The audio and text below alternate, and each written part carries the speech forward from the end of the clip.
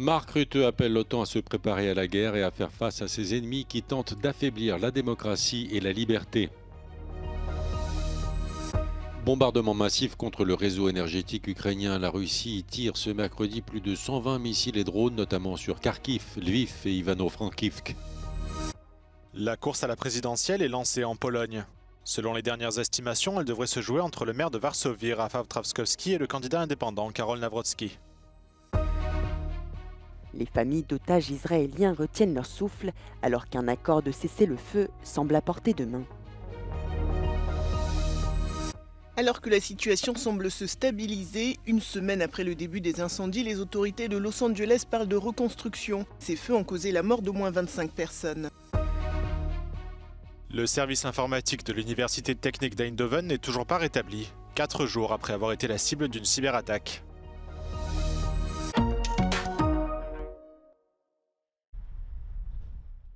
Si tu veux la paix, prépare la guerre. Mark Rutte reprend à son compte le vieil adage que les armées affectionnent tant. Le secrétaire général de l'OTAN appelle l'Alliance à se préparer à la guerre et à faire face à ses ennemis qui tentent d'affaiblir la démocratie. To prevent war, we need to prepare for it. It's time to shift to a wartime mindset.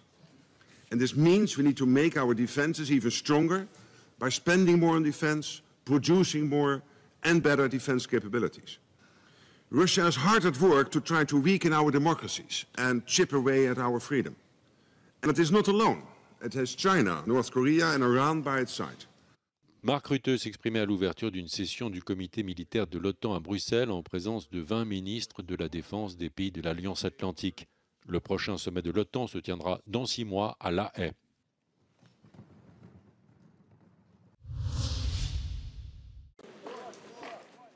Plus de 120 missiles et drones tirés ce mercredi sur le réseau énergétique ukrainien.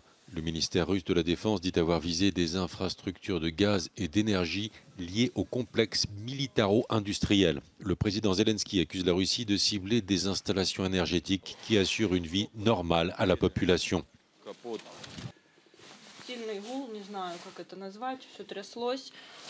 Здесь стекла не вылетели, только внизу, там, то есть нас стекла не зацепили, слава богу. В детской комнате, конечно, все вылетело. Так же само в зале и в кухне. Les autorités ukrainiennes comptent au moins un mort dans un bombardement à Kharkiv et 16 blessés à travers le pays. Selon Kiev, l'armée russe a utilisé au moins 43 missiles de croisière. Volodymyr Zelensky appelle les alliés de l'Ukraine à renforcer le bouclier aérien de son pays et à tenir leurs promesses. Face au bombardement systématique des infrastructures énergétiques, plusieurs régions ukrainiennes ont mis en place des coupures d'électricité préventives. Les frappes russes massives de mercredi interviennent au lendemain d'une importante attaque aérienne sur des infrastructures russes. Kiev parle de la plus importante attaque sur le sol russe depuis le début de la guerre et Moscou dénonce l'emploi de missiles longue portée britanniques et américains.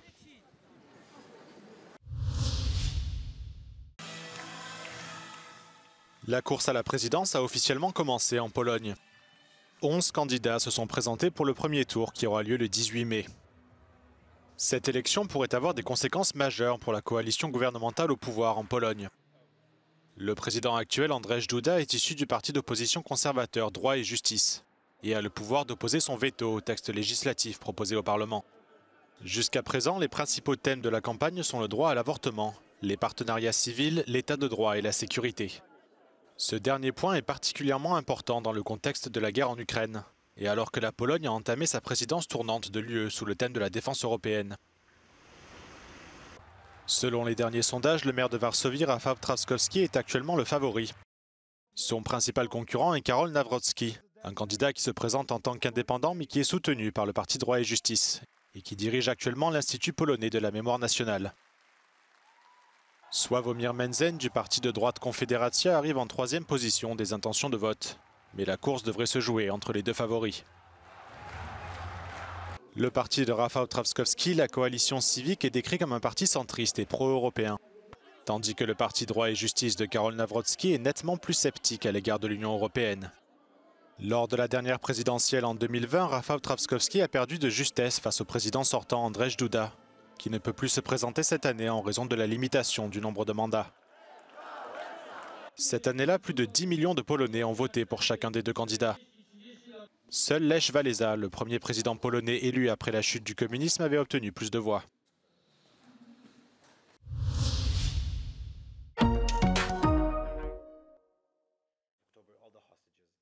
La lumière au bout du tunnel est peut-être proche pour ces familles d'otages retenues à Gaza par le Hamas. Les négociations en cours au Qatar pourraient déboucher sous peu sur la libération de leurs proches et un accord de cessez-le-feu. De passage à Bruxelles, Gilad Korngold, dont le fils Tal est captif à Gaza, attend le retour des otages pour y croire. I got a nephew who was killed in the war 2014 in the same day that was announced a ceasefire. So I know ceasefire, it's the last time to both parties to bombing everything. So I'm not exciting now. I'm just wait to be if it's something real. Sur son téléphone, Yotam fait défiler les photos de son frère Nimrod, un soldat israélien pris en otage par le Hamas le 7 octobre. Il espère que le retour de Donald Trump à la Maison-Blanche mettra fin à la guerre. I think Trump has declared publicly that he wants peace in the Middle East, and I think he understands Bibi is stalling and the Israeli government intentionally prolonging the war. And I think he decided to put an end to it and tell our government enough is enough, you have to close the deal.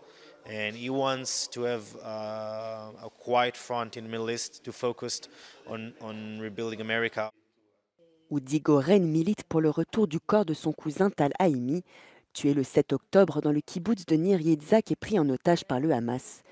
Il dénonce l'opposition de certains ministres israéliens à tout accord d'échange de prisonniers. I would only tell them they should be ashamed of themselves. It's, coincidentally somehow they consider themselves religious. Judaism is about compassion. Judaism is about being kind to others. Judaism is about community and about community reliance. And this is the complete opposite. Le Hamas détient toujours 94 otages capturés en Israël le 7 octobre 2023. Au moins 34 d'entre eux sont morts, selon le gouvernement israélien. Ces images aériennes permettent de mieux constater l'ampleur des dégâts. Voitures calcinées, maisons détruites, végétation et terres brûlées. Sur des kilomètres entiers, certaines zones de Los Angeles ressemblent à un vaste champ de ruines. Une semaine après le début des incendies et alors que la situation semble se stabiliser, l'heure est au bilan. C'est ce qu'a déclaré la maire de la ville mardi lors d'un point presse. But while we're going through what I hope is the final hours of this emergency, it's also time to begin to talk about our recovery. Au total, ces feux ont ravagé plus de 150 km² en Californie et ont causé la mort d'au moins 25 personnes, selon le dernier bilan revu à la hausse par les autorités. Même si la situation semble se calmer, les pompiers luttent toujours sans relâche contre les flammes, alors que les deux principaux incendies sont toujours actifs.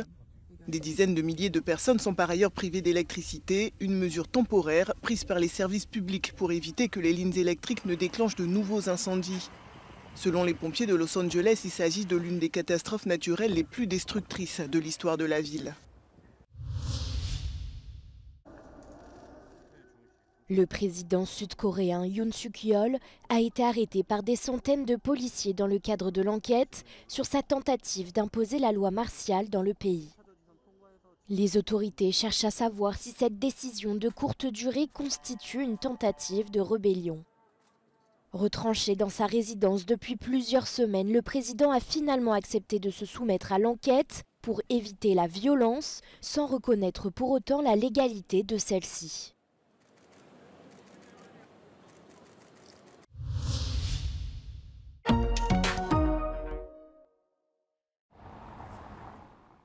Les cours sont toujours suspendus à l'université technique d'Eindhoven aux Pays-Bas, à la suite d'une cyberattaque survenue ce week-end. L'attaque a été signalée samedi à 9 h par le service informatique de l'université. Celui-ci explique avoir remarqué un trafic inhabituellement élevé et suspect sur la plateforme numérique de l'université et a décidé d'arrêter ses serveurs. Cette décision a causé d'importantes perturbations pour les membres du corps enseignant, qui ont perdu l'accès aux plateformes nécessaires à leur travail. Ja, nou, ik ben een medewerker en sommige dingetjes die kunnen toch doorgaan, sommige vergaderingen. La cyberattaque est survenue alors que les étudiants se préparaient à passer les examens.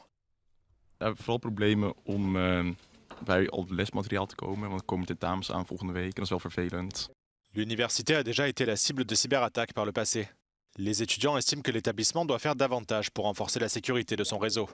This is also not the first time that the university gets hacked, and I think it's just a major problem. And for example, the way the university gets hacked is more advanced every time. I think now with the development of AI, phishing is more advanced than other techniques that hackers may employ. Maybe the university needs funds to secure its systems, of course, because research here is really important. L'administration de l'université a décidé de reporter d'une semaine tous les examens initialement prévus pour le 20 janvier. Elle ajoute que son service informatique progresse dans la lutte contre la cyberattaque et que les étudiants devraient retrouver leur accès d'ici le début de la semaine prochaine.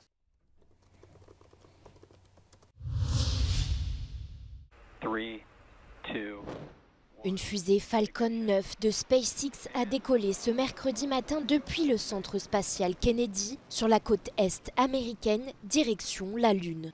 Elle transporte une paire de sondes de 2 entreprises, l'une américaine, l'autre japonaise. La société eSpace, basée à Tokyo, prévoit de faire des démonstrations technologiques de plusieurs de ses instruments, tandis que la société Firefly Aerospace, basée au Texas, réalise des expériences scientifiques diverses pour le compte de la NASA.